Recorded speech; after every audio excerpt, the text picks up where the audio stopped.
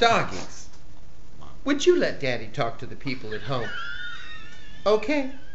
Hello everyone, it's Phil Walker, and here's today's 2-minute tip on how to save money in how to save money in California workers' compensation under the AMA guides.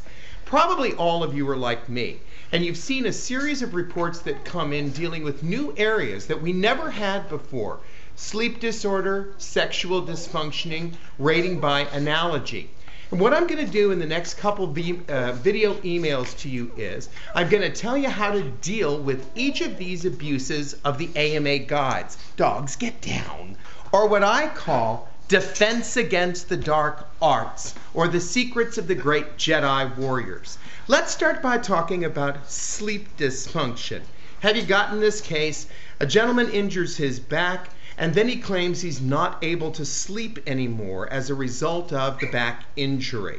And he gets a 9% whole person impairment for sleep. Very typical. I've seen hundreds of these reports now. How do you deal with this? Through 3 very simple tools. Open up your AMA Guides 5th edition and turn to the neurology chapter. And in that chapter, that's chapter 13, turn to page, let's see where it is. I have this marked. Okay, here it is, page 317. And that's where you're going to find the chart for sleep disorder.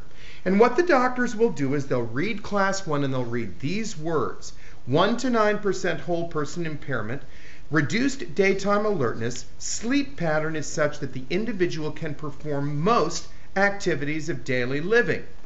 Well, I don't know if you're like me, but a lot of times in the afternoon, I would definitely qualify for that. But there are 3 things the doctor has to do in order to provide that rating. First, formal sleep studies in a sleep lab have to be done.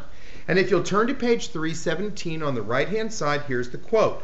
It is expected that the diagnosis of excessive daytime sleepiness has been supported by formal studies in a sleep lab. Close quote. And those are the type of studies where they put electrodes on your head, you sleep one night all the way through, you come back for 2 naps, and they're basically trying to see if your brain works correctly in order to sleep. You must have those studies to give any rating under this page. And then here are the 2 additional things you need to know. This rating appears in the neurology chapter, chapter 13. You can only use this chapter for rating if you have a proven neurological condition. And what does that mean? It means that the condition is proven by tests. And the quote for that appears on page 305, and it says, this chapter provides criteria for evaluating permanent impairments which are due to documented dysfunction. That means dysfunction proven by tests of the brain, cranial nerves, spinal cord, nerve roots, and or peripheral nerves and muscles. And here's the final thing you need to know. If you go back to page 317, there the book gives you a list of the type of conditions which produce reduced daytime alertness, and they include brain tumors, Alzheimer's, multiple sclerosis, Parkinson's disease.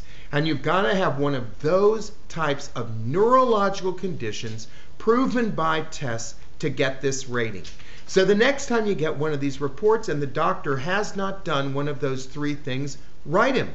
Point him to those quotes in the AMA guides, ask him to respond to each and to correct his rating consistent with the AMA guides. And that's today's simple tip on how to save money in California workers' comp under the AMA guides. You know how to reach me. You can always find me at phil@askphilwalker.com, my website www.askphilwalker.com, or you can reach me at 877-774-5550. Anytime you've got a question about the AMA guides, or anytime you've got a question about California workers' compensation, just ask Phil Walker.